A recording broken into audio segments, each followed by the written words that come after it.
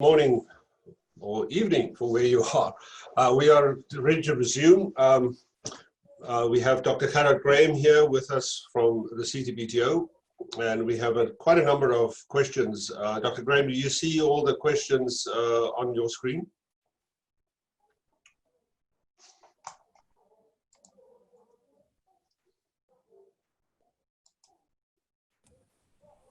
Sorry, I think I was muted there. Yeah. Yes, I can see 8 Okay. questions. What we try to do is give the participants the opportunity to ask their questions live. Sometimes they don't have microphones, and then I will just read the question, but at least it gives us time to read the questions and respond. So what we will do is we'll take 4 questions to start off with, and then have a round of responses. So the first question would come from William. William, you may ask your question, please. Yeah. Thank you very much for your lecture, Mr. Preez. Regarding your lecture, you have told that there are so many nuclear testings we've been doing on isolated area. So I want to know what's the difference between the nuclear weapon, the nuclear bomb that they are testing, and the nuclear atomic that they'll be launching on Hiroshima and Nagasaki during the Second World War. Please, thank you very much. What's the difference in terms of energy, in terms of devastation, in terms of power, please? This question is for Mr. John Preez. Thank you. I think Dr. Graham will also be able to answer that question probably better than I do, but we'll get to that. The next question is from Abel. Good morning, everyone.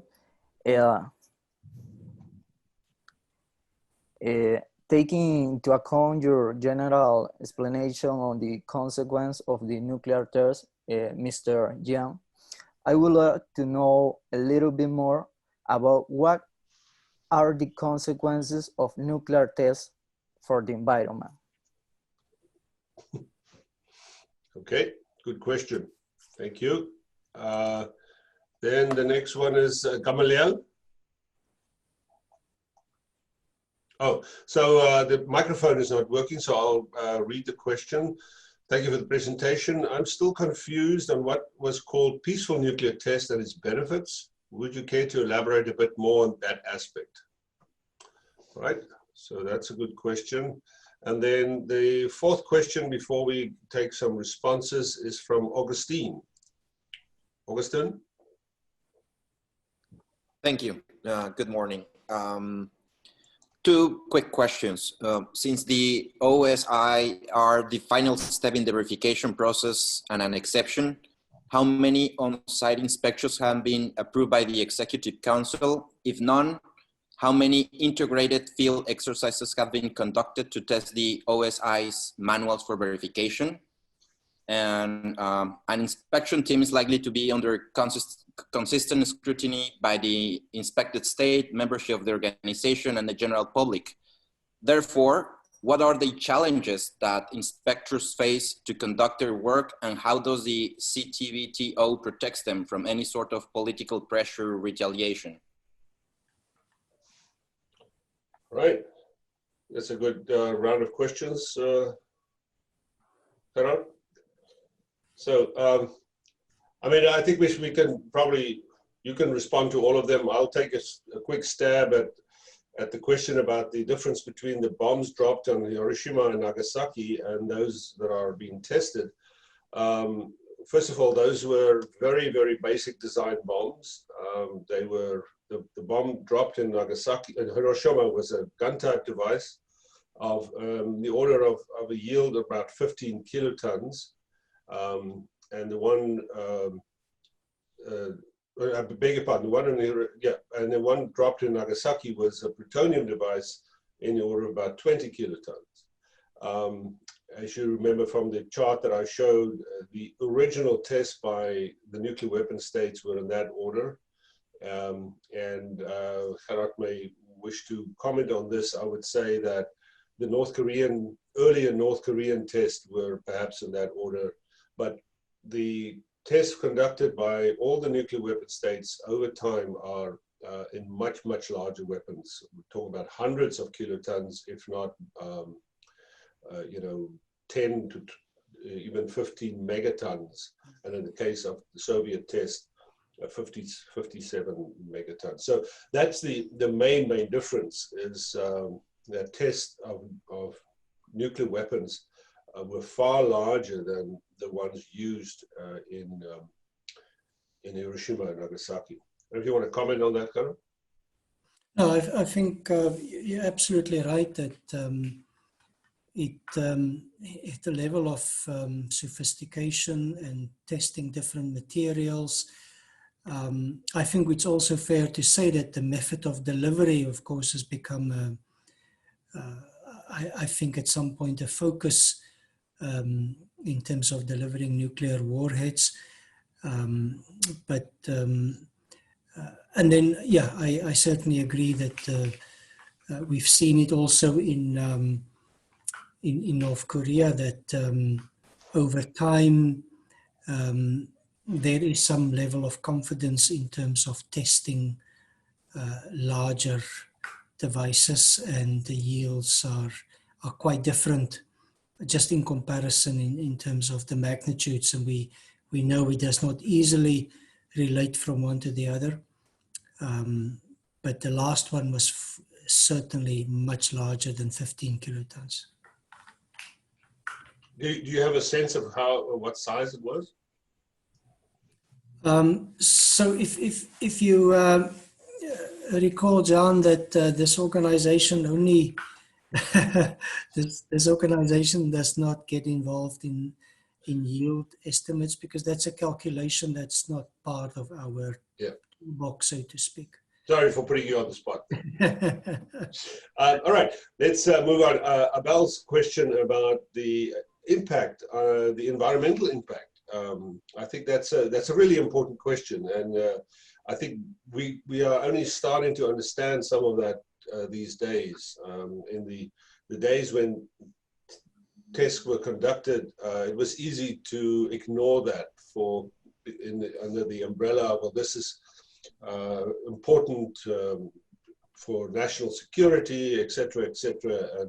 But as I mentioned also in the Marshall Islands, there are some significant.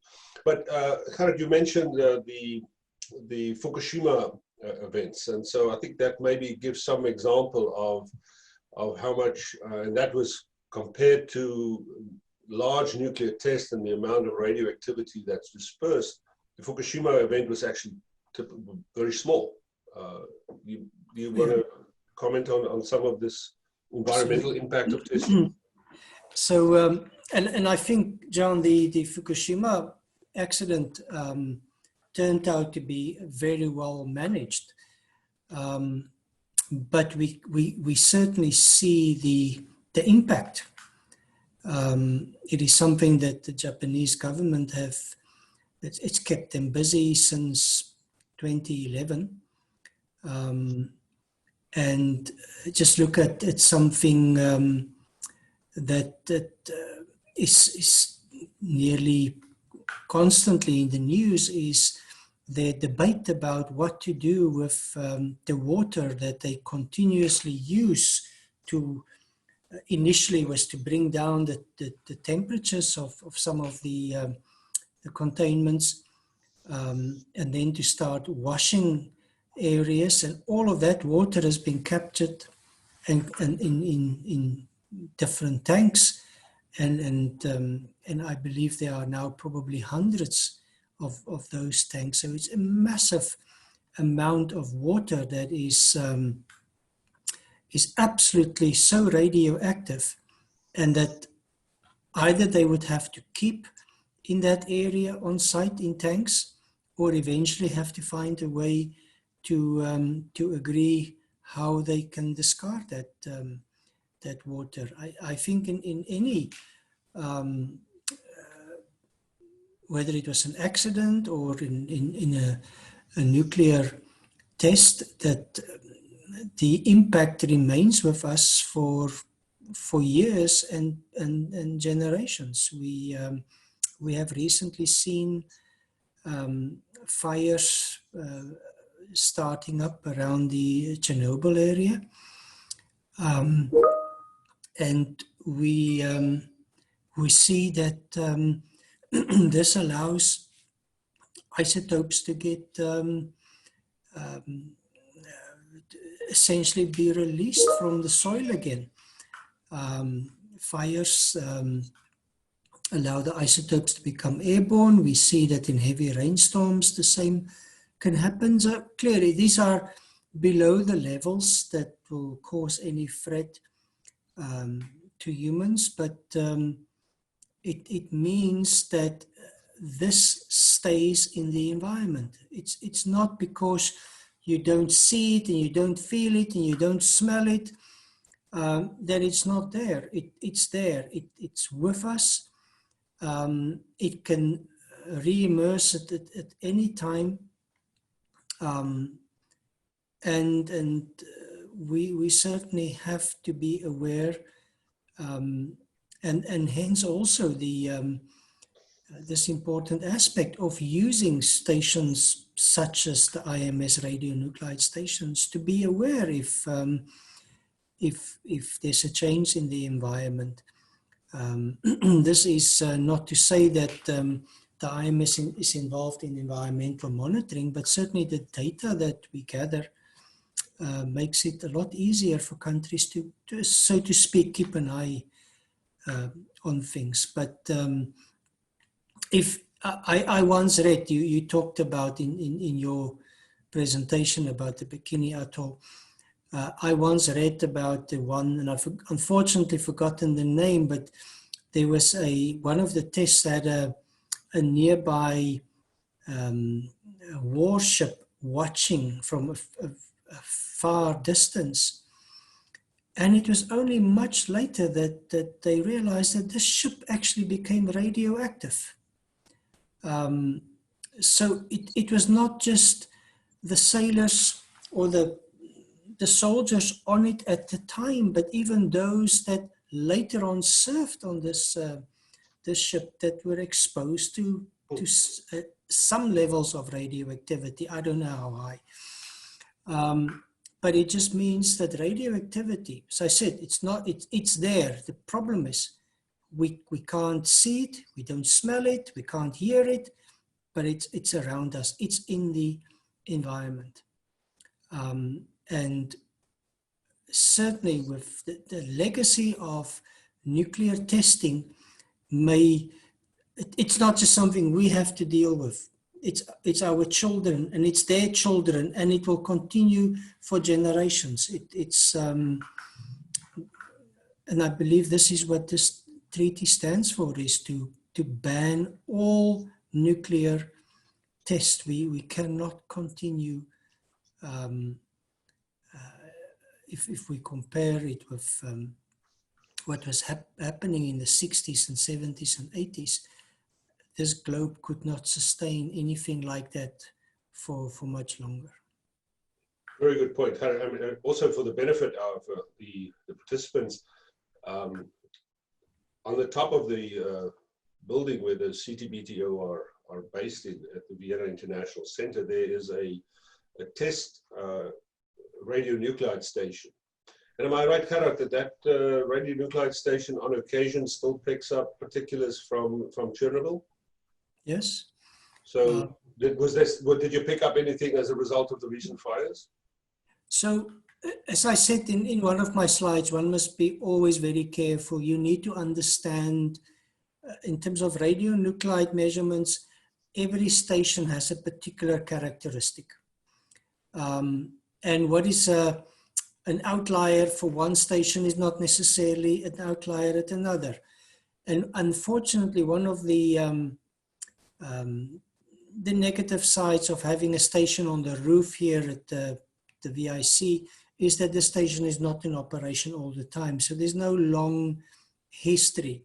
But certainly at the time of the Chernobyl fires, we did see some higher levels of certain isotopes being measured. So at the time, there's two aspects. The one is comparing with the measurements at the station. So this seemed to be higher than the usual levels.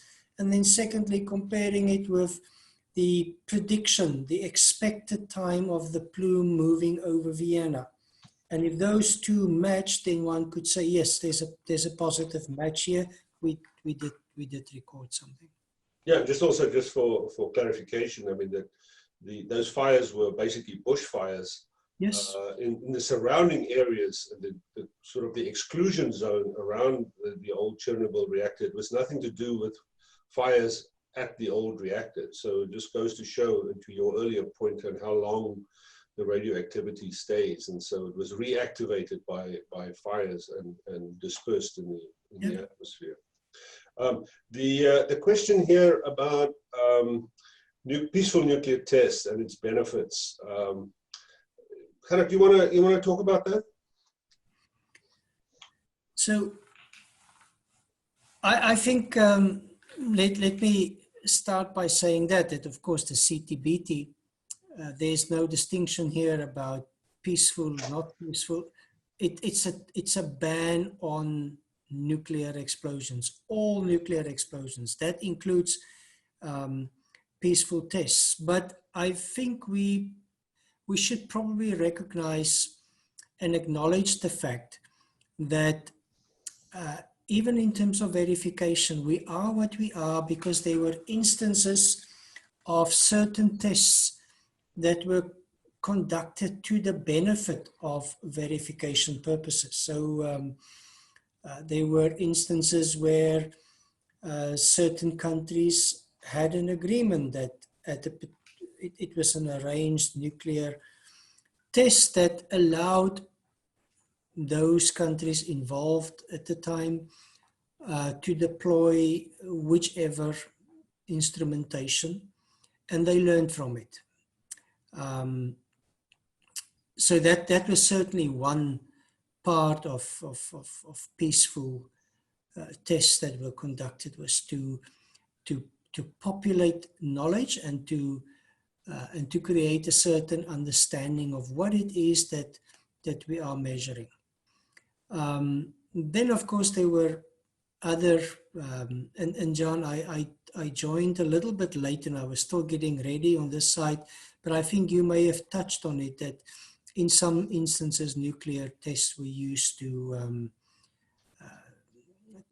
for instance, create a certain structure that can be used, in particular underwater, for the installation of cables and so on. So that could also probably fall within this understanding of peaceful tests. Smaller tests, I'm hesitant to really say anything. You may know better than me. I suspect there may have been some of these tests that were also useful in the medical field, but I'm not entirely sure. But I think, let me end by saying that for the CTBT, it's a total ban of all nuclear tests, regardless. I think that's the important point. I mean, historically, it's kind of interesting to look at what these, sorry to say, crazy scientists. Dr. Teller was notable as one who conceived this idea of the panatomic canal, trying to blast open a new canal using thermonuclear devices in Central America. But it's interesting that I read somewhere that when the Deep Horizon fires, the oil rigs in the Gulf of Mexico, some years ago, they had some massive fires there, and they were considering, apparently, to use a small nuclear device to detonate right on top of the oil rig, of the borehole, to close that. Obviously, common sense prevailed again, and that was not Well done. So one more question before to answer before we go to another round, and that was Augustine's question to you, Dr. Graham, about especially about OSI. Yeah, so those are very interesting questions, and I think Augustine sort of hit the nail on the head here with these questions. So so yes, the treaty is not in force yet. It's not law. So there cannot be any on-site inspections. So, and there's no executive council yet. The executive council will only exist after EFI. So, but there's been many build-up exercises. Over the years, OSI has performed many small,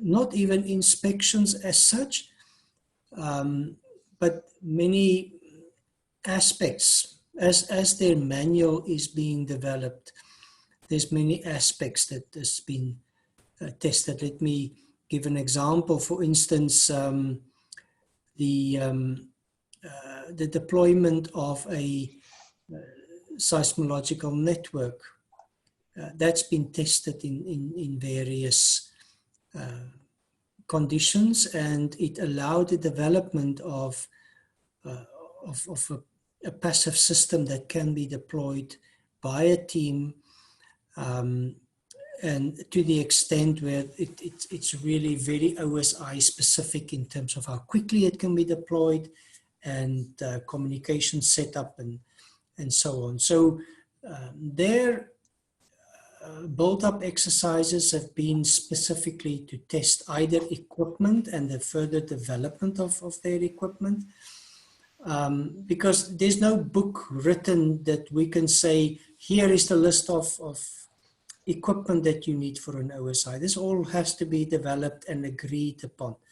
This is the main thing about the CTBT. Everything in it gets agreed upon. It's not just something we as an organization can go do and then it becomes acceptable.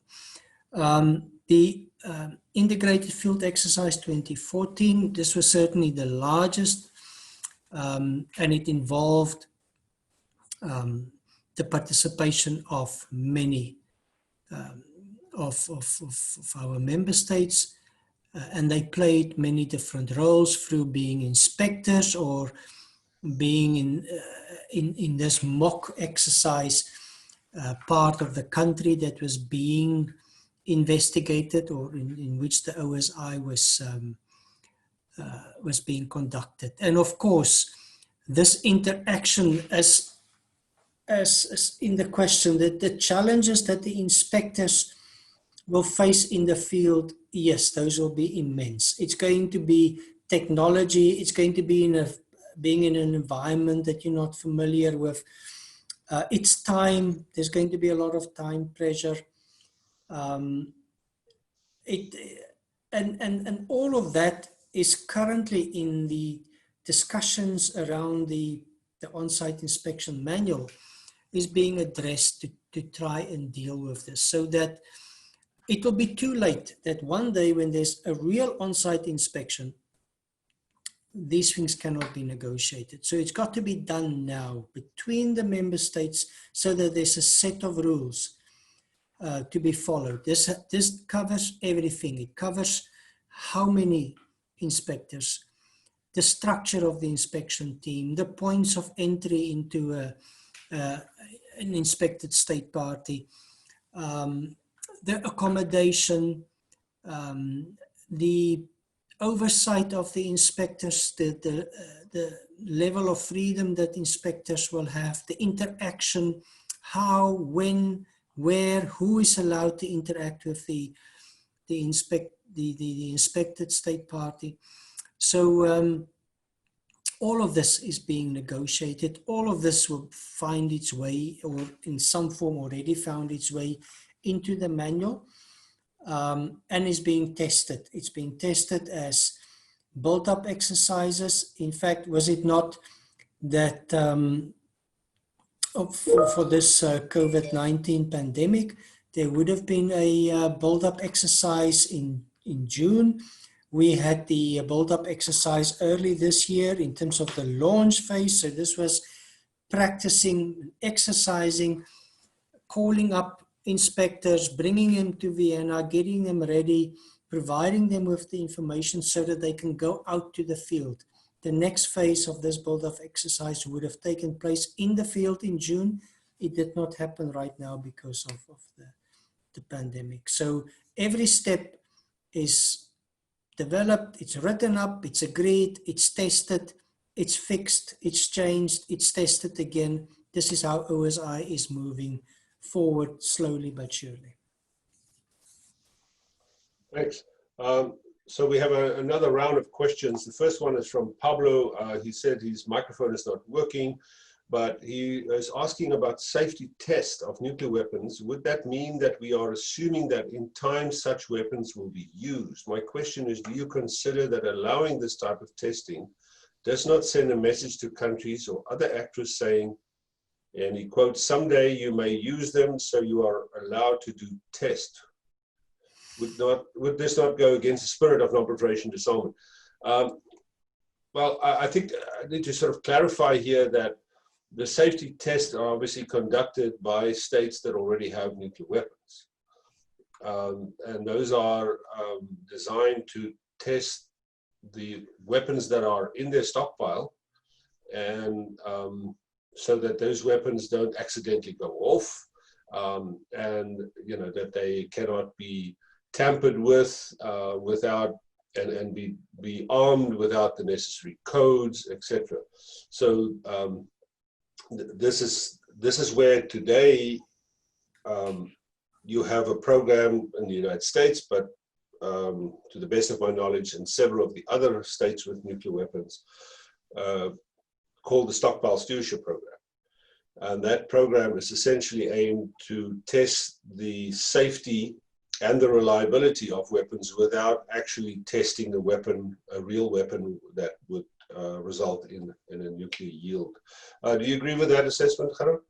I think so, yes. That's what I read in it. Then Nicole, you also asked us to read your question, and I will read it. My question is, how did the CTBTO get the monitoring technologies? Did a country provide it? And if that is the case, does the provider country have preference over the use of information obtained from these devices? This is a good question about the ownership of the technologies. Gerhard, you want to talk about that? So I think historically, some countries had, through their own research programs, made certain advances with some of the technologies. But it does not give them any form of ownership as such. These countries, some of them even still today, may play an active role, but it's not so much the country as such anymore. A lot of this development so research, as any good research in my view should be, research in terms of fundamental development should lead to applied development, should lead to something that you can put on the table. And if the moment you can put something on the table, then of course it will be taken over by industry. So this is much the same what has happened here. Seismology is in these technologies, it's probably the best established technology. It's been stable for many years, and there are many suppliers in many different countries all over the world, from producing sensors, digitizers, and no country has any, I think, any superior role to play in this. But then there's areas, I think infrasound, we could say, yes, there's still quite a bit of development, and there's a handful of countries that are either involved or interested in this. But again, it is mostly done through, in some cases, national laboratories or commercial companies that have taken over, and they're now using research that that was done perhaps even many years ago, and modernizing the techniques essentially. I think with no doubt radionuclide firstly is a difficult technology. I don't think even at the time the treaty was negotiated that there was any thought that very soon we would have stations out in the field that will automatically collect samples and analyze it on site. Those years, really, I think you could only put your sample in a detector in a laboratory under controlled conditions. This has now changed, and there are several countries that are responsible and have a role to play in the development of radionuclide equipment, in particular in the field of radio xenon or noble gas measurements. It's a very expensive technology, and that requires, because in some instances, it's a small market out there for noble gas equipment. So there, I do understand that countries have a particular interest to ensure that whichever company that may be behind the technology, that they survive. But again, one country or there's no group of countries that will be excluded. The CTBT is Concejala tendría un campesino con queso. Is essentially making sure that the fairness of the distribution of all types of equipment from different manufacturers. Okay, thank you. Then we have Jewel from the lovely islands of St. Vincent and the Grenadines. Please, Jewel, go ahead.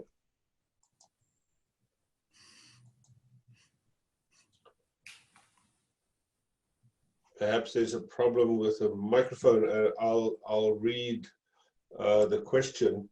Have CELAC, the community of Latin American Caribbean states, been negatively affected by these tests? What are the implications of the test considering the Treaty of Tlatelolco, establishing the Americas as a nuclear weapon-free zone? Maybe I'll briefly respond to that. I think all countries in the world have been exposed to the impact, well, at least the environmental impact of nuclear testing, because you know, downwind effects of the I'm sure the currents in the oceans and so forth. But I think the bigger issue here is the political impact, and in the case of the countries of Latin America, as we discussed in an earlier lecture, these were the countries that took the lead in establishing the very first nuclear weapon-free zone in the world, the Treaty of Tlatelolco. And then that treaty was a very, very clear reference to no testing on the territories of countries of the zone. And it's notable that that treaty predates the Nuclear Non-Proliferation Treaty. That does not refer to testing. And so, you know, I think that has been regulated. But I would not say that CELAC, none of the tests were conducted in the region of Latin America and the Caribbean. But I'm sure that there are probably environmental impact studies that have been conducted about whether radioactivity have influenced that. I don't know, Gerhard, if you have any information in that regard. No. But I also say that CELAC is extremely active in the context of the CTBT's discussions. So we have another question by Andrew Rogers. We briefly discussed it, so I'll just answer that quickly. He asked, how do you reconcile the CTBT total ban on nuclear weapons, nuclear explosions, and the NPT's Article 5 allowance? The NPT was drafted finally drafted in 1968, and at that point, peaceful nuclear explosions were still considered to be a practical option.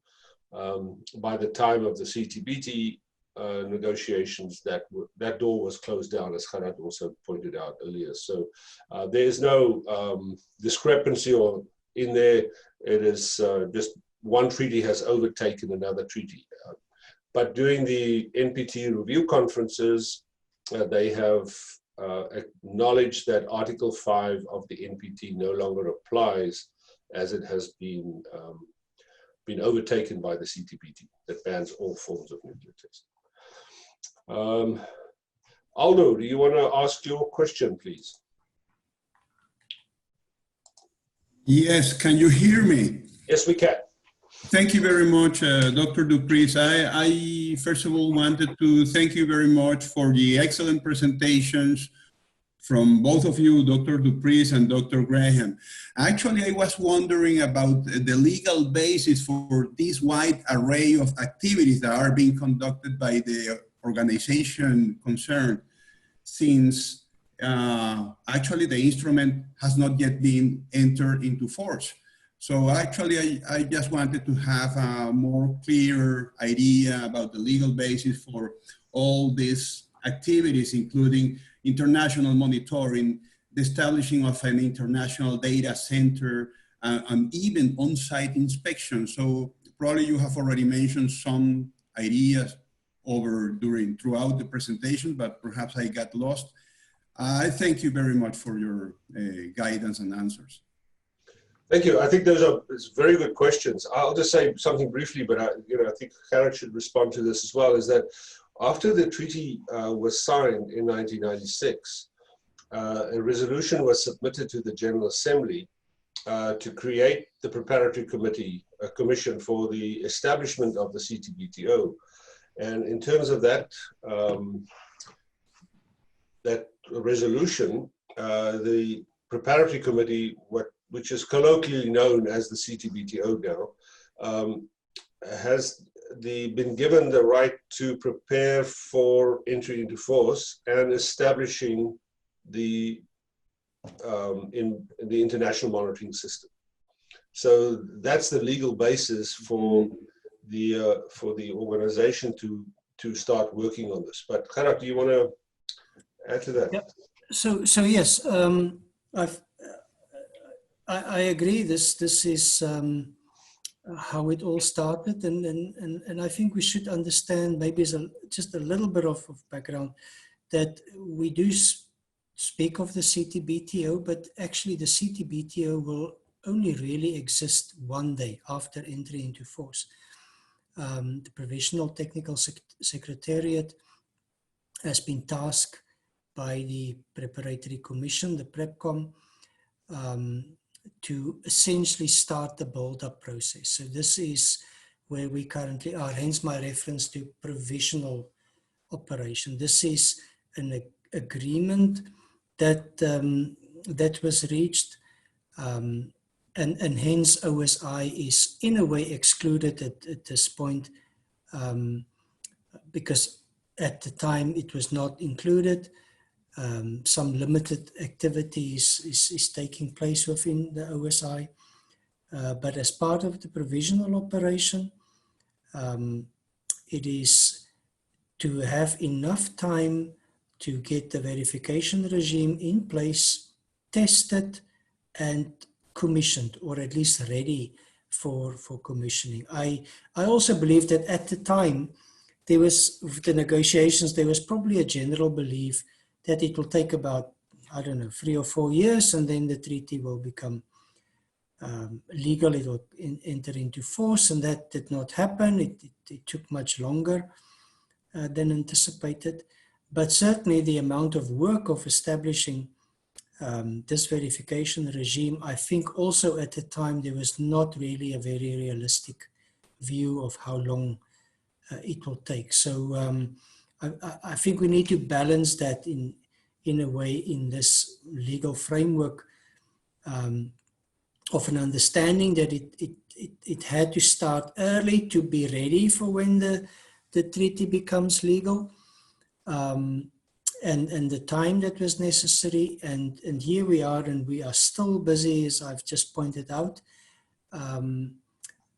still busy with the build-up of the regime.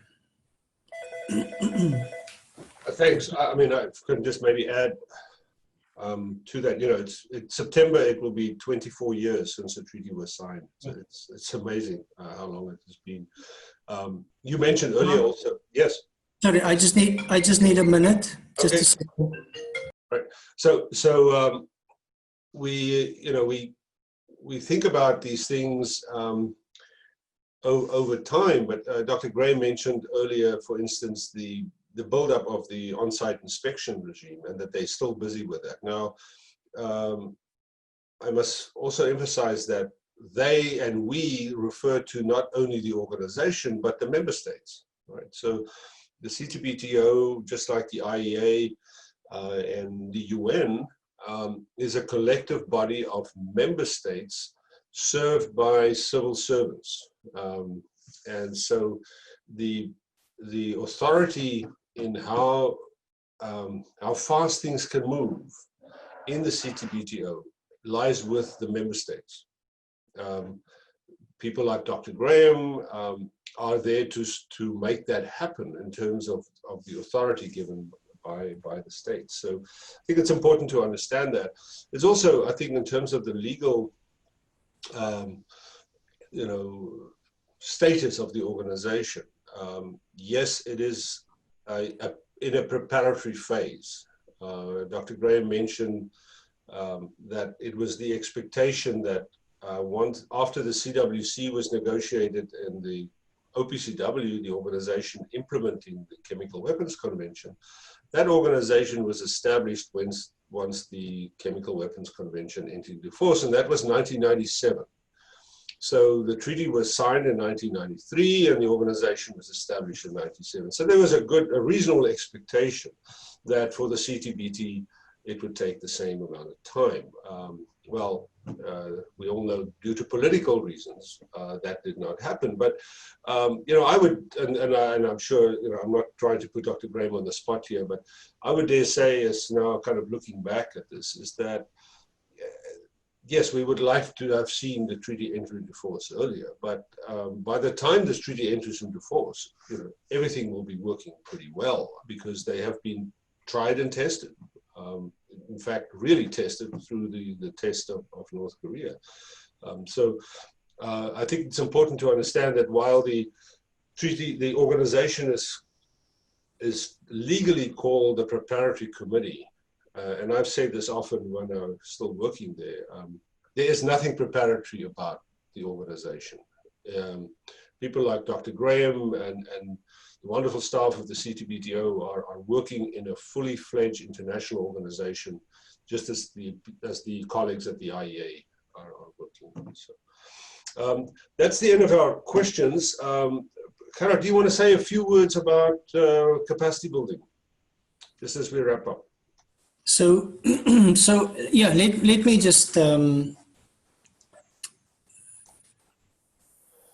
come back to, I'm not sure, John, I think I will just waste time now to find the slide so quickly again, but this is always a general invitation to all participants from member states that every year at about this time, from now till October, we work out a program for the next year.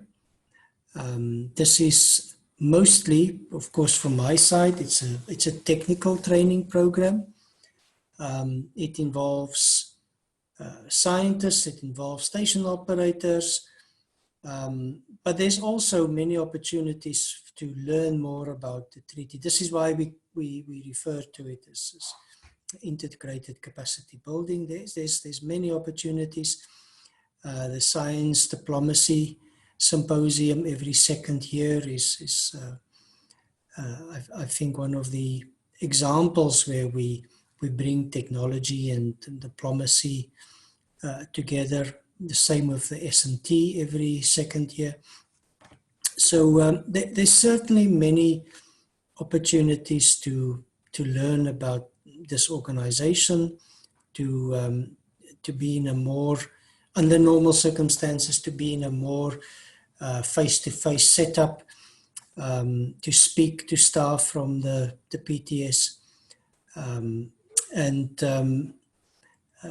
then on top of all of this, there's as we are building up the regime, there's this different levels of support that it depends essentially on per country, but there's opportunities for some countries to get equipment from the PTS. There's opportunities to get with that software and training, and it's all aimed at ensuring that over time all the member states have equal access to the data from the IMS, equal capability of analyzing that data, to compare it with the results of the IDC.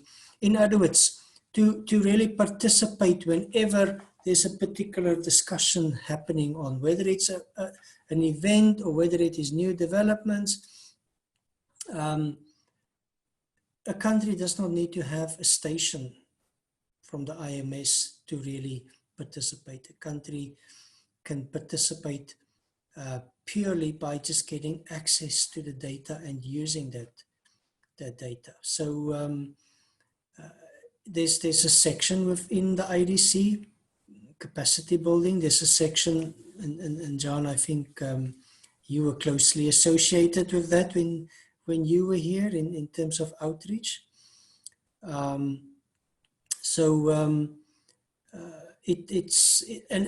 if you have any questions, you can contact us. You can contact me. It's on the public website of the CTBTO.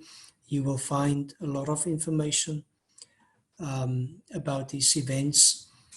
You can in fact read there's sites, platforms that you can access where you will find material from past events. There's opportunities to discuss and potentially organize regional events, workshops,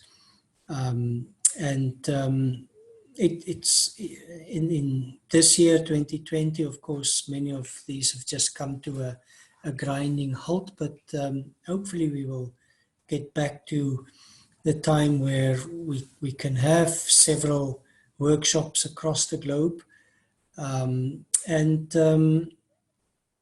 these workshops really contribute, not just, it's not a one-way street. It's not just the PTS busy training and providing information, but we also learn from our member states and participants from our member states in terms of what they need, what they would require, how they see certain circumstances, and we come back, we apply some of that we can, and it all allows us to continue this build up and do it better all the time. So the training courses are, there's those that are fairly routine. They've been set for some years, and they will continue for many years. But there's also many of them that evolved very rapidly over the last few years. I'm thinking in terms of any form of training on infrasound, because the infrasound technology software has changed so much in the last 5 years that infrasound training has become really sought after. There's different levels of training. And then, of course, if you for now cannot get to a training course, or you've not managed to join one of the online events that we have, there's also the e-learning material. There's a lot of e-learning material. I've forgotten exactly how many, but certainly more than 50 modules. So whether you're interested in OSI or what a station operator of a sauna system would be doing, it's all there. You just need to go look for it. Tell us if you don't have access, you get access. And of course, it's available, and if you have any doubts, there's a general email, support@ctbto.org, or contact me directly if you have any questions. Thanks, Gerhard. I want to just make two closing points on that. Your point that you made about small states without NDCs that can also get access to the data and be trained, and that's really important. And then there's a system set up that you can contact the IDC to get that data.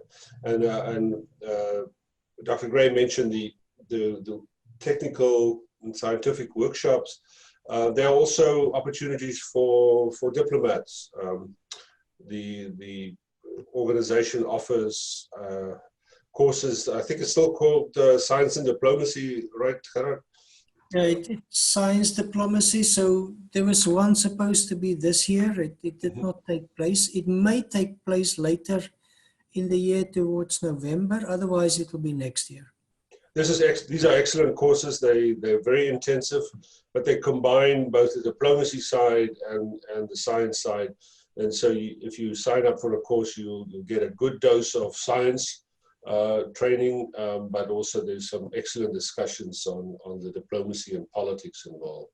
So with that, I'd like to thank Dr. Gerhard Graham for his time and excellent presentations, as well as responding to the many questions. And I'd like to thank the participants. We went over the time, but I'm sure you would agree that you actually had a very unique opportunity here to learn directly from the CTBTO, as if you were in Vienna. And for those of you who one day aspire to be representative of your countries in Vienna, CTBTO is definitely a place to look up when you're there. So thank you, Gerhard. Paula, any closing remarks from yourself? Nothing else, but just to really thank you both for excellent presentations. I enjoy both of them a lot. So I think for me that's it for today. Thank you very much. All right. Thank you, Gerhard. Thank you. Have a good evening and good afternoon, everyone else. Thank you. Thank you. Bye-bye.